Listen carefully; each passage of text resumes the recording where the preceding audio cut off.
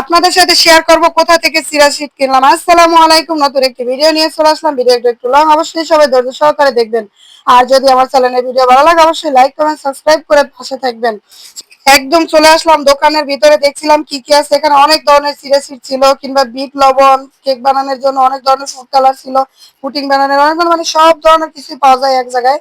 মানে স্বপ্ন এমন একটা জায়গা যেখানে আপনি ঢুকলে মানে এক জায়গা থেকে সব কেনাকাটা করা যায়। ধরেন কাঁচা বাজার, চাল ডাল সবকিছুই পাওয়া যায় এক জায়গার ভিতরে। কসমেটিক যা কিছু সবকিছু এখান থেকে পাওয়া যায়। একদম চলে আসলাম চিরাচিটের কাছে। এখানে 3 ধরনের চিরাচিট ছিল। তো দোকানদার বলছিল যে 3টা আছে, কোনটা নেবেন। আমি 3টেই দেখছিলাম ধরে ধরে, এটা মনে হয় বেস্ট। এটা এই মানে বাটাটা যেটুকু আছে এটুকুর দাম হচ্ছে 190 টাকা। তো ভাবির বলছিলাম এটাই ভালো, এটাই নিয়ে নেন। আর 2টা আমি রেখে দিলাম, ঠিক আছে। এখানে অনেক ধরনের ফুড কালার উপরে ছিল। দেখেন কফি ছিল অনেকগুলা, ঠিক আছে।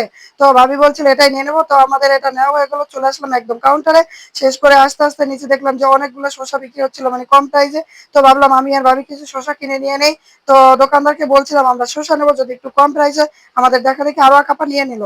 তো অনেকগুলা শসা বেছে বেছে আমরা নিয়ে নিলাম এখান থেকে।